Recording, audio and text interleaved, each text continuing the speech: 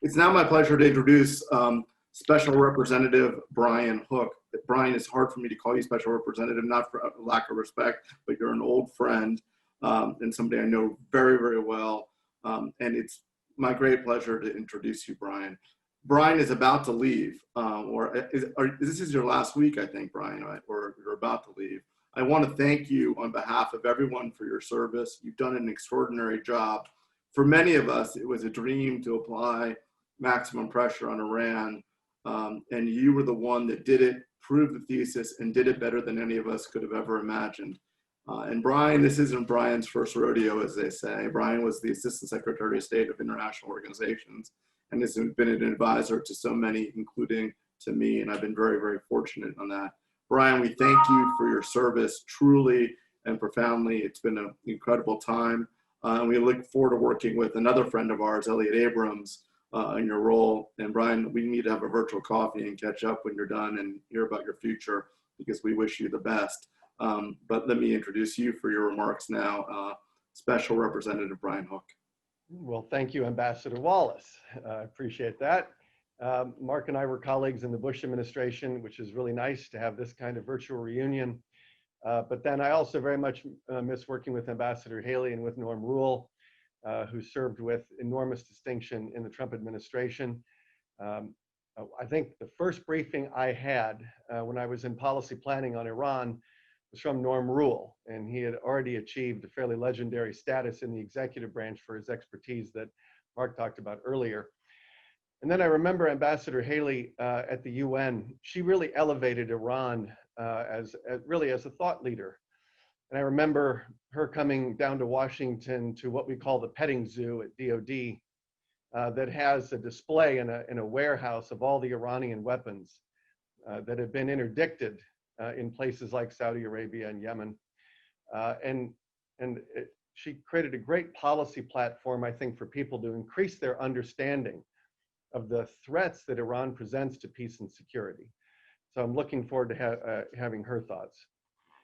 I thought I might give a little bit of an overview on what we've been able to achieve over the last 3.5 years. When the president came into office, he ordered a complete policy review of our Iran strategy. And after doing a deep dive on that, we reversed it. And I remember it was in May of 2017 in a principals committee meeting where the president's team agreed on a new strategy. And it was going to consist of maximum economic pressure to deny the regime, the world's biggest sponsor of terrorism and anti-Semitism. Let's don't forget that. To deny that regime the money they need to execute on its mission set. We're going to diplomatically isolate Iran. The days of us telling our partners and allies in the region to share the Middle East with Iran were over. Standing with the Iranian people, and also putting in place the credible threat of military force to defend our interests. Those were the policy inputs that we had put in place. We have been executing against those policy objectives ever since. So let's take a look at the results that we've been able to achieve. Let's start first with denying the regime the revenue through our maximum pressure campaign. In December 31st, President Rouhani said that our American sanctions have cost the regime $200 billion. So we have been, I remember when President Trump got out of the Iran deal and the commentariat said that America alone would be a very ineffective America because you needed, all of the multilateral sanctions architecture. We proved that America alone is much more effective on sanctions than even the multilateral sanctions regime that preceded us. So we have been very effective on that. When we got out of the Iran deal, Iran was exporting 2.5 million barrels of oil a day. If you look back to a Reuters story in May, they reported that Iran exported 70,000 barrels. So that's 2.5 million to 70,000 barrels. And so Secretary Pompeo said that we're going to zero out Iran's oil exports. That's their chief source of export revenue. And where does that revenue go? It goes to the IRGC, it goes to the Quds Force, it goes to Iran's missile program, its nuclear program, all the malign activities that have caused so much misery and bloodshed in the Middle East. If you don't go after the oil, it's very hard to make any difference on Iran's foreign policy and on a lot of its malign activity. I remember when Secretary Pompeo gave a speech after the president left the deal, and he said to the supreme leader, you face a choice. You can either come to the table and negotiate a new and better deal, or you can manage economic collapse. The supreme leader decided to choose the latter. The IMF recently reported that Iran is the third worst performing economy in the world. They're only ahead of Libya and Venezuela, and that is not great company. The real has lost 70% of its value, and it continues its decline. And this is the consequence of major foreign investors fleeing the Iranian market. We've made very clear to the global business community that when you do business with Iran, and UANI understands this so well, when you do business with Iran, you never know if you're supporting business or terrorism. Defense. I remember when we came into office, Iran's defense, its military budget had reached record levels. And that was thanks to the sweetheart Iran nuclear deal that gave them massive sanctions relief and a lot of cash. So the Iranian regime spent that money the way they usually spend it. I'm very proud of the fact that during our time in office, we have reversed that. So if you look at Iran's 2019 military budget, down -28, and that includes a 17% cut to the Revolutionary Guard Corps. Iran's proxies are also weaker. When you put their banker, their central banker, in a state of perilous finances, it has very positive second order effects. And so I've seen a number of stories. There was one yesterday in the New York Times, but there's been other stories over the last year or two by the Times and the Post documenting how Iran's proxies are weaker because the Iranian regime doesn't have the money that it used to. And this matters in places like Lebanon. Prior to 9/11, no non-state actor had killed more Americans than Hezbollah. The Iranian regime midwifed Hezbollah. And when we came into office, they were spending $700 million a year supporting Hezbollah. That's 70% of its budget. And I remember it was last year in March, Ben Hubbard in the Times did a front page story documenting how Hassan Nasrallah, the leader, had to undertake a fundraising drive. And we saw little banks, Hezbollah asking for people's spare change in grocery stores, and billboards asking people to support with donations. And so it's a very good thing when Hezbollah has to resort to a fundraising drive to keep its operations going. That is one sign that our economic pressure is working. We have restored deterrence.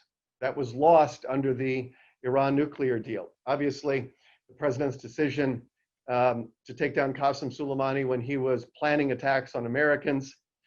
We had the International Maritime Security Initiative that's been operational now for some time. That has disrupted and deterred a number of attacks on maritime attacks that Iran otherwise would have launched.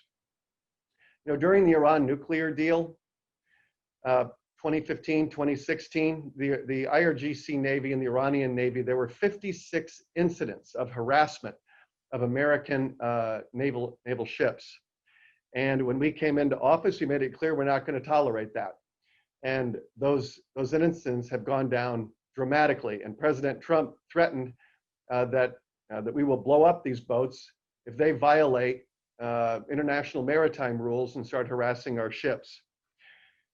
We've enhanced our force posture in the region, and the president flowed another 15,000 troops when Iran started to increase its kinetic activity.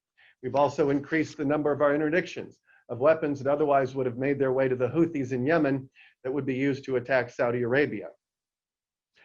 The other thing that we're seeing, and this is a consequence of, I think, of our very successful strategy. You may remember in 2014, there was an Iranian official who bragged that Iran controls Baghdad and Damascus and Beirut. And today you see an entirely different story.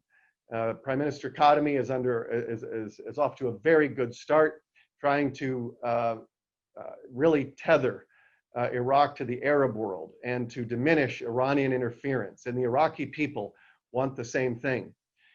You see in October, massive protests in Lebanon against Hezbollah and the Iranian model. And you also see, I think Iran and Syria has become much more of a burden than an asset to Russia and Syria, because we're never going to get to a post-conflict scenario in Syria for as long as Iran is using Syria as a forward deployed missile base to attack Israel. In Iran itself in November, worst protests in the 41-year history of this regime. We stood with the Iranian people from the day we started. And I was very proud of the fact that during those protests in all 31 provinces, there were no protests against the United States, against President Trump, or against our sanctions. They were aimed squarely at the regime. And this is another example of how a number of experts got this wrong. They thought that us leaving the Iran deal would cause the Iranian people to rally around the regime, and it was quite the opposite. Last thing I'll mention, we've also stood with Israel in a very unqualified way as they defend themselves against Iranian aggression. And so that's the right policy. And I'll close with sort of one other observation. I've talked about the policy inputs and then the results that we've been able to accomplish as a consequence of getting the strategy right. But when you get your Iran strategy right, it also creates a better environment for other good things to happen. And you saw that on Wednesday of last week when we were able to broker a peace agreement between the UAE and Israel. When you have the wrong Iran strategy, it is impossible to get peace agreements between Gulf nations and Israel because they don't trust you. And there's no question that the nations in the Gulf and Israel viewed the Iran nuclear deal as a betrayal.